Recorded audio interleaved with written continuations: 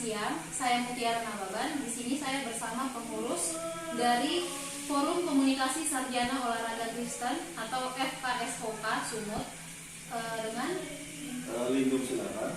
ya. Di sini saya akan mulai saja wawancara saya. Bang, sebenarnya menurut Abang kepemimpinan itu seperti apa ya? Ya, kepemimpinan itu sebenarnya sederhana ya. Nah, cara kita atau kemampuan kita mempengaruhi orang lain. Nah, mempengaruhi orang lain dalam konteks bukan tanpa paksaan. Mempengaruhi orang lain ini supaya dia mau mewujudkan visinya dari organisasi atau komunitas atau pekerjaan dalam konteks misalnya dikatakan perusahaan, seorang manajerial harus mampu mempengaruhi staff-staffnya. Nah, itu arti kepemimpinan. Jadi mampu mempengaruhi itu tanpa paksaan, itu menurut saya. Lalu menurut Abang, bagaimana cara mengajak bawahan Abang untuk bekerja sama Mewujudkan ya. Iya, untuk mewujudkan visi yang ada di organisasi tersebut? Yang pertama sih sebenarnya kita harus berani meyakinkan mereka. Kita harus mampu mengatakan bahwa visinya ini memang layak untuk dikerjakan, itu dulu. Nah, kita harus paham di situ. Jadi visinya kita ini adalah visi yang benar-benar betul-betul layak untuk kita kerjakan, kita raih bersama untuk kepentingan bukan hanya pribadi kita, tetapi kepentingan semua orang, bukan hanya kelompok, tapi melainkan orang lain. Nah, itu dulu. Jadi kalau kita pengaruhi mereka bahwa yakin mereka untuk mengerjakan bahwa visi itu baik, pasti mereka mau mengerjakan. Nah, yang kedua kita bisa memberikan teladan. Teladan pemimpin, seorang pemimpin tanpa memiliki teladan yang hidup, beda ya. Teladan yang hidup ini yang dimaksudkan dia memang menghidupi teladan itu. Jadi teladan yang hidup yang kita maksudkan ini bahwa memang pemimpin yang mengerjakan terlebih dahulu. Nah, misalnya lah kita katakan mengambil sampah, ini contoh kecil ya. Kecil kemungkinannya teman-teman kita mengambil sampah kalau kita sebagai pemimpin tidak mengerjakan.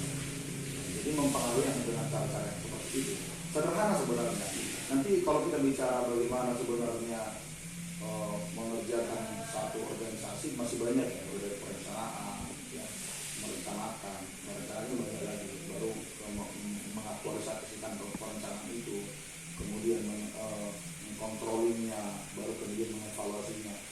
Tetapi jauh dari semuanya itu kita harus mampu mengajak teman-teman dengan cara bahwa memang kita terlebih dahulu dari sebagai teladan dalam organisasi. Dan menurut Abang juga, tantangan yang Abang hadapi selama berada di organisasi FKSOK ini apa saja? Tantangannya sebenarnya, tantangan ini kan ada dua ya. Ada tantangan dari diri organisasi itu sendiri, baik secara keorganisasian maupun secara anggota.